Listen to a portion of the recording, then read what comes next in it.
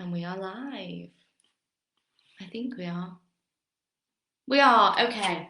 Hello everyone. We've joined a little bit early today just so we can do the waiting around for people to join us and the waffling before we get into it. So if you have seen by today's title, we are starting to work through our Changes 12 steps today. We're going to do 30-minute live today. So we'll probably do about 25 minutes on the steps and then a 5-minute catch up of updates and upcoming groups and new groups that we've got coming up because we have got a few starting this week and next. Okay, and if you just want to just drop any questions or comments in the chat as we go through, we'll try and get to them. Just a gentle reminder, this is going live on nearly 12 o'clock on Tuesday the 3rd of August. If you're watching this on a repeat, feel like we're on a Dave or something, getting ready for Dave, we can't obviously reply to you or your comments that you pop into chat. Hi Meg and Chris from Lily. Hi Lily. Yeah, it does sound like them disclaimers, doesn't it? If you do vote, you still may be charged. Yeah, we'll try and if you do message after the fact, we will try and catch it in the chats later on. It is a bit, sometimes they do get a bit hidden though, depending on how many there are. So if we don't respond to you quickly, sometimes if you want something to say, just send us a private message. They're easier for us to find than just one message that's in amongst 50. We're very popular, you see. I'm just going to as well, while we're just waiting, just drop in the chat the links, web links to our peer support groups on the adult side. Hi Claire. Hi Claire.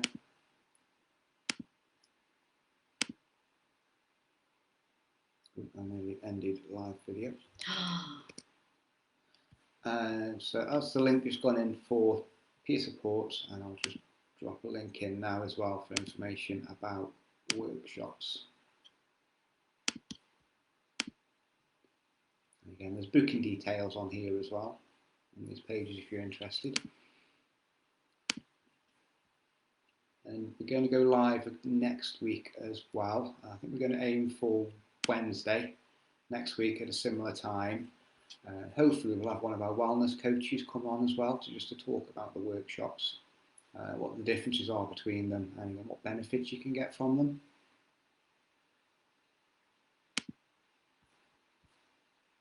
Okay, it'd be nice to hear someone else talk but us.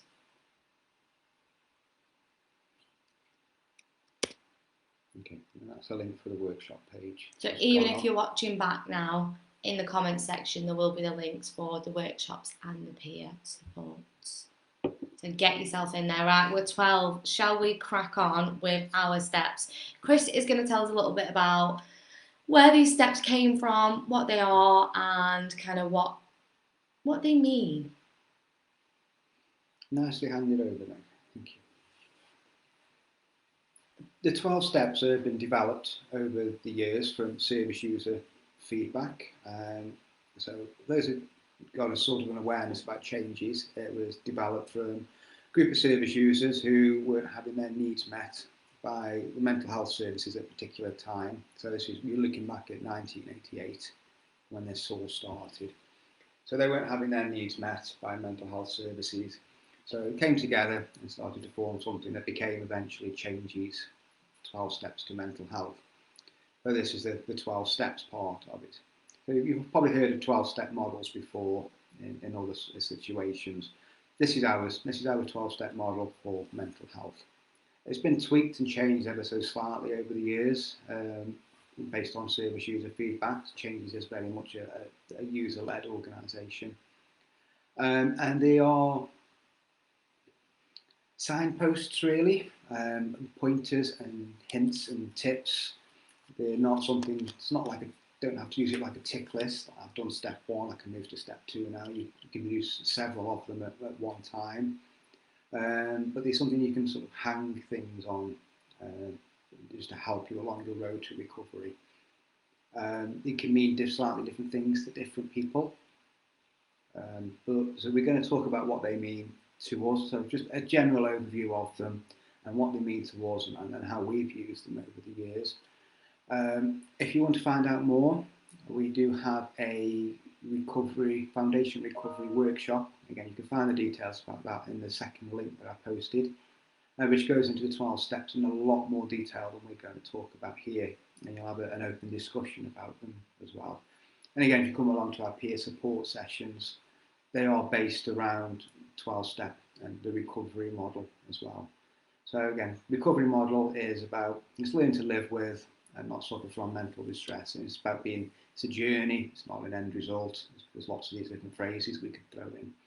So it's about trying to stay well, really, and keep well to the best that you can.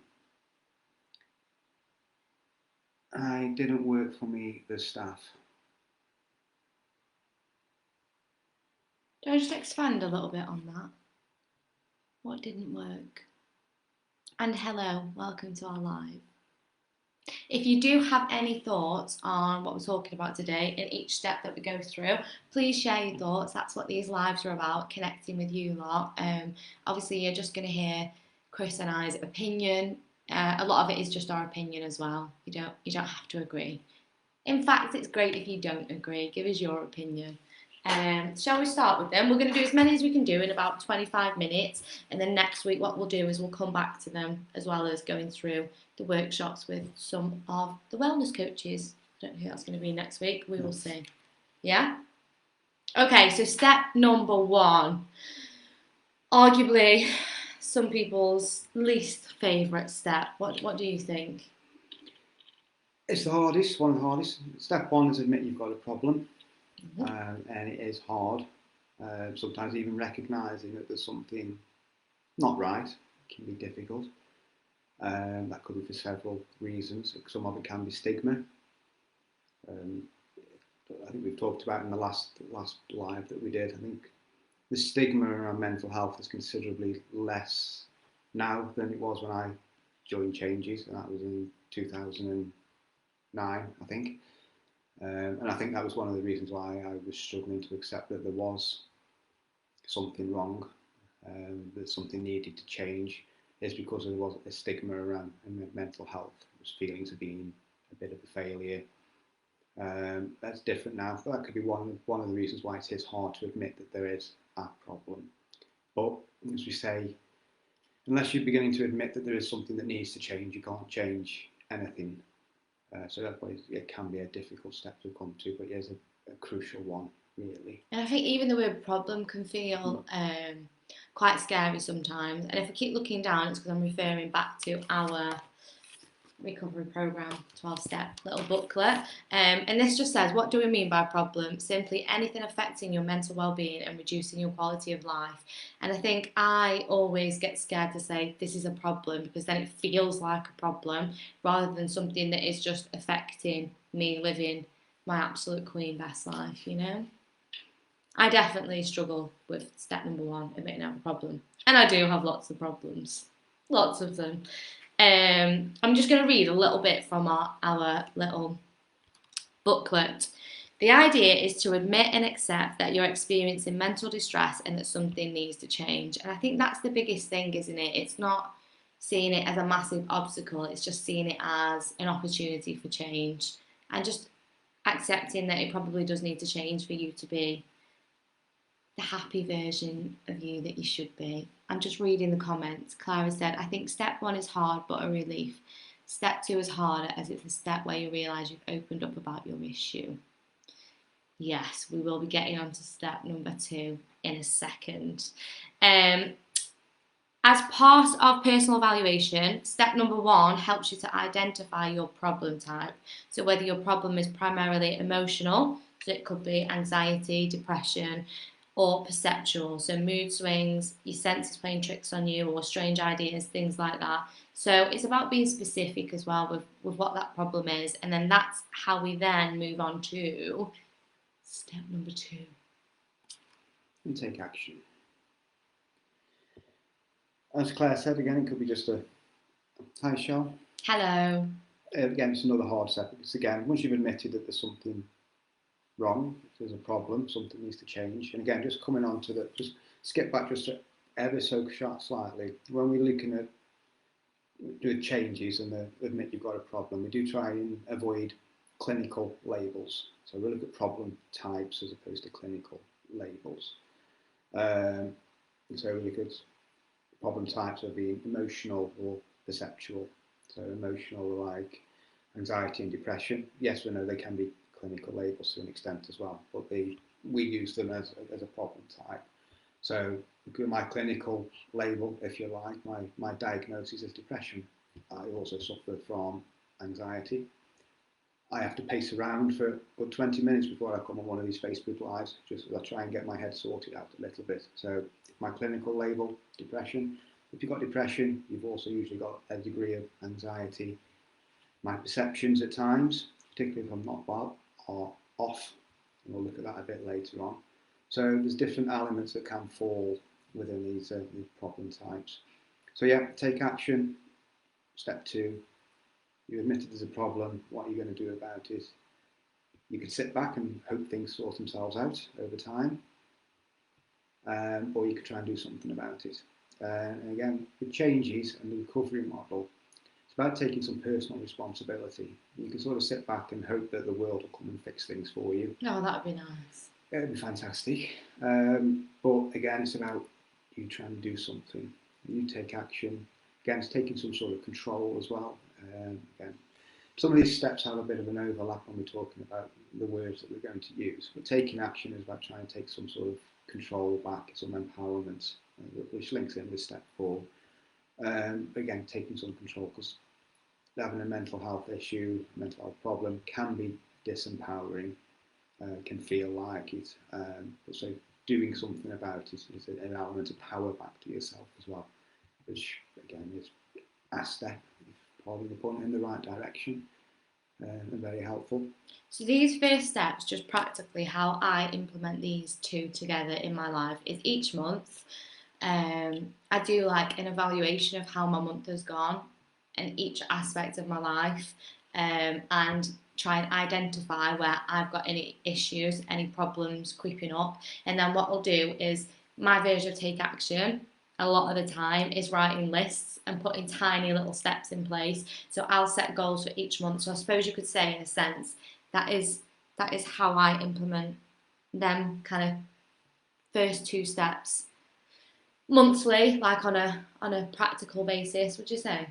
It is, isn't it? Because I'm trying to identify what's not gone great in the month, why I'm not feeling great, or why I'm particularly anxious this month, or particularly low, whatever it may be, and then I'll pinpoint kind of where my problems are, and then make goals for the next month to see if I can improve on them. That's kind of on a micro level of using it, isn't it? Yeah, you're nodding. Yeah, maybe not. That's what I was just thinking as you were saying it. So I think this is quite interesting. Again, I'm just looking down and reading. This is not the same as pulling yourself together. It's about accepting what you can't change and changing what you can. And I think that's really important. And another practical way of separating that in your mind, I like to write down sometimes my circle of control. So literally writing a circle on a piece of A4 page, and then inside the circle I write I think about all the things that are bothering me in my life that I think need changing, that are affecting my mental health, how I live my life day to day. And then what I'll do is, with that list of things, then separate them into inside the circle what I can control, and outside the circle what's out of my control. And then I'll scribble out all the things outside the circle because it's not within my control, and then just kind of focus and make small goals and like steps of action for the things inside my control. Does that make sense? I'm not thinking very straight today, am I? I'm just talking messily because my brain is messy. Does that make sense? Yeah, I think so. That's just, I think in pictures. So for me, separating it on a piece of paper, what's within my control and what isn't, can really help me feel less overwhelmed. And then I can take action on the things that are within my control. Because taking action can be as small as letting go of the things that aren't in your control. That's still taking action. Does that make sense? Yeah. Karen's asked, how do you get someone to take control and get the help if they are refusing to? It's got to come from them. Yeah, I mean, sadly, you can't force somebody to get this kind of help if they are not ready to. The best you can do is just let them know that you are there for them in the meantime, if you're able to be, and that when they're ready, you'll help them to get the help that they should be getting. But unless somebody's in the right mindset to try and make some changes or accept some help, it's hard. It won't happen. It'll probably fight against it more than anything if you try to force some help on people that aren't ready for it. So it can be counterproductive to an extent. But I think the best you can do is just try and be there for somebody as much as you can. Mm-hmm. Maybe drop the occasional hint, try and link it in, but don't force it on them. That's the best advice I can give at this time. Yeah, soft hints are nice. Letting people know that they have options. If you can do that in a nice way. Yeah, I think so too. And with step 2, take action. It's just my personal opinion. Start small. Don't try and do too much too soon. Taking action might be just ringing changes and saying, what peer sports do you have? Mentally preparing in your head, like, okay, there's one on a Wednesday that I know I can go to. I'm going to spend the next week kind of psyching myself up, thinking about it, and then I might go and walk past the building or whatever it is. Start small. I think with anything, it's about tiny little steps make the biggest differences. When we try and go too hard too soon, sometimes we can just completely overwhelm ourselves. And big change doesn't have to start big. It can start small. Good morning, Lorraine. Any more thoughts on take action? Well, Claire's asked, how do you support someone who has done step 1 and needs to progress with going forward? It's similar, I think, to what we've just talked about. We just need to let them know you're there for them, and let them know what options are available for them. Sorry, we're just reading the comments.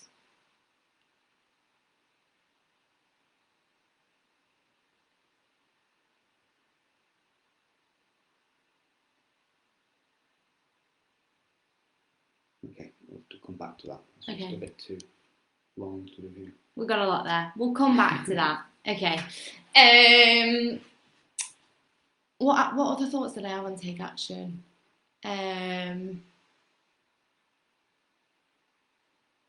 A lot of people as well can bounce between 1 and 2. I think trying to take action and then convincing yourself there's not a problem, and then bouncing back to, okay, there is a problem, I'm going to try again to take action. And we can bounce between them. Again, with all of the steps, we can bounce between them and use them all together at once. You can use multiple at the same time and then bounce back and forward. It's not a linear checklist like Kris said. But I do think in the start of recovery, we can bounce between 1 and 2 quite a lot. I know my personality type can. I'll be like, I'll start taking action and I'll go, this isn't a problem, I'm fine. And then I'll bounce back to, oh no, I feel rubbish again, this is a problem. Let's try and take some action again. So yeah, it's totally normal to bounce through them. Shall we jump on to step 3? Yeah. Turning over the page. Step number 3, trust and cooperate. We've got a little quote here. I'm going to give you a little quote. You alone can do it, but you can't do it alone.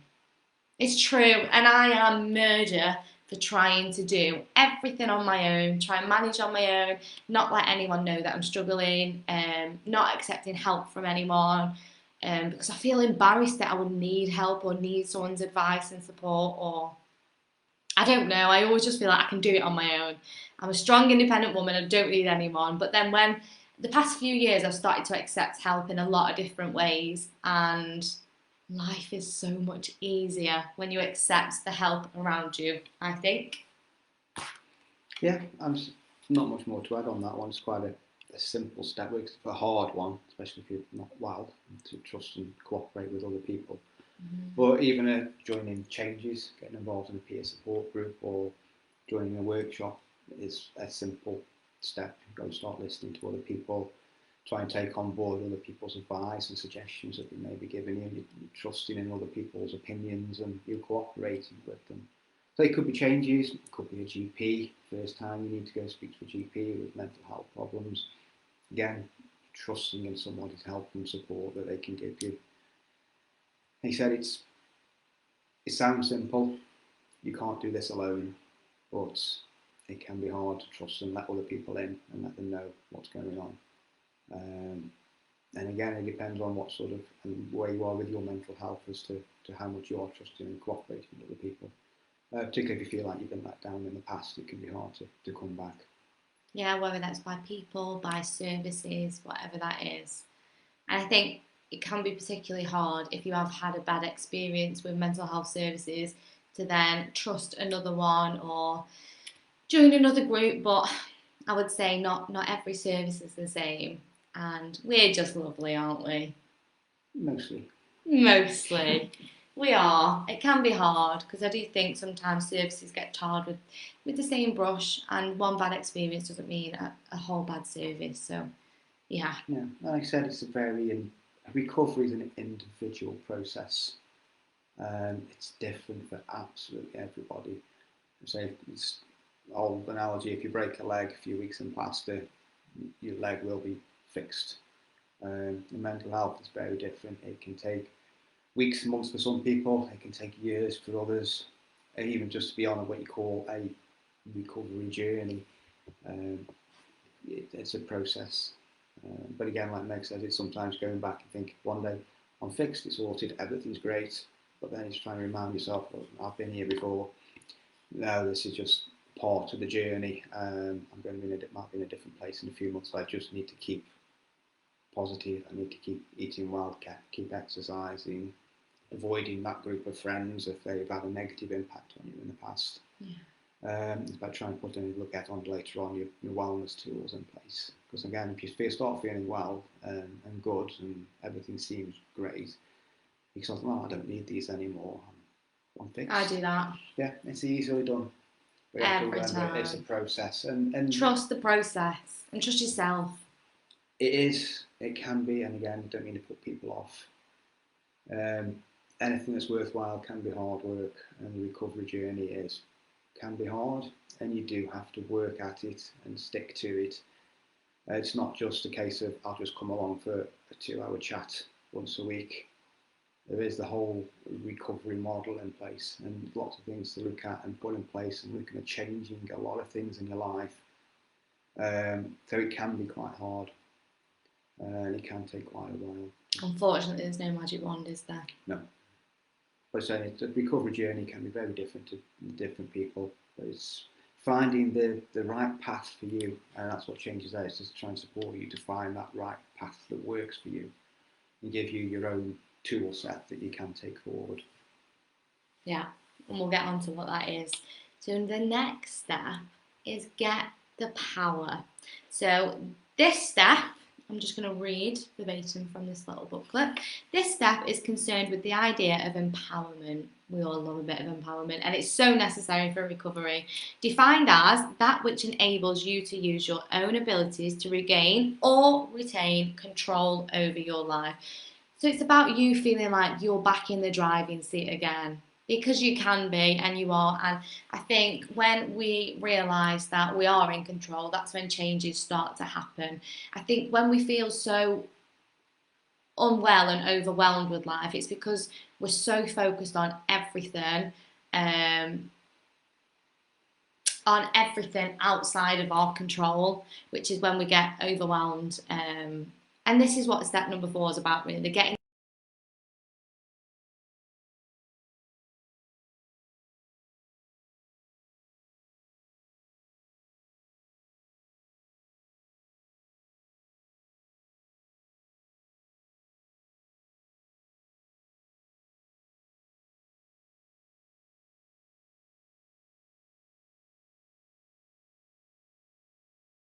decisions and actions. And sometimes going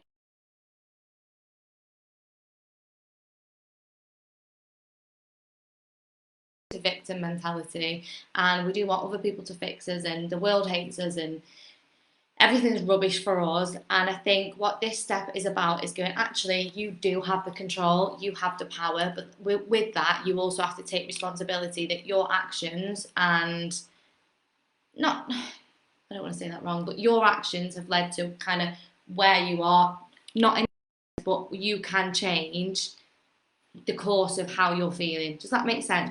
Responsibility, as well as the goodness of someone going, you've got the power, we're empowering you, that comes with the responsibility of your actions are your responsibility, and what you now choose to do for your recovery is down to you. Does that make sense?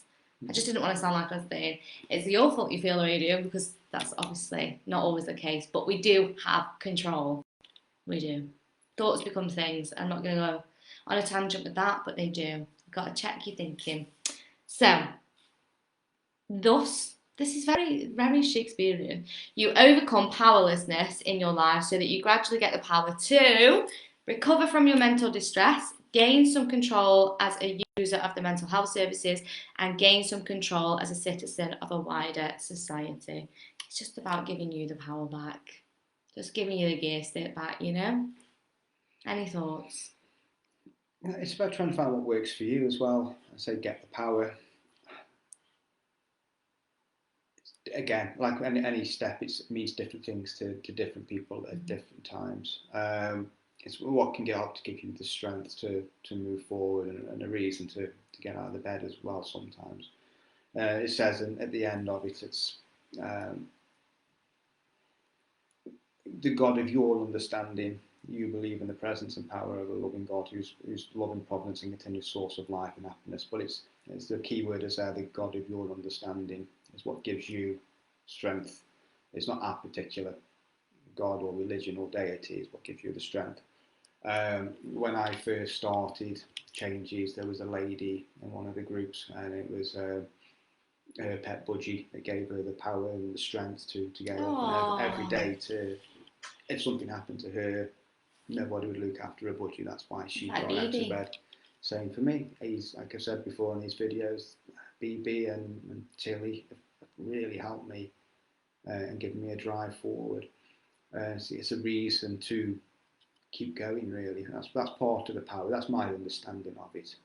It's different for different people. Some people it may derive some power from at church or their church, but for others it is.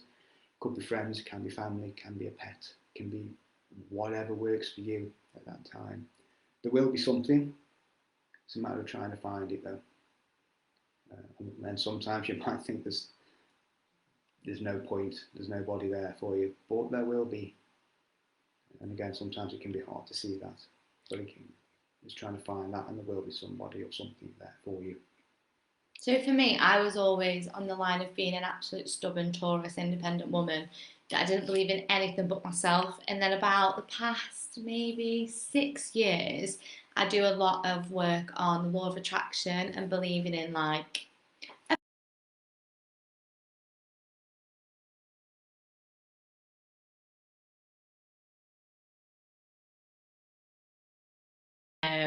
sometimes believing that the power can be taken out of your hands. But again, with that, it's that you create your life. It's kind of taken out your hands in one way, but your thoughts become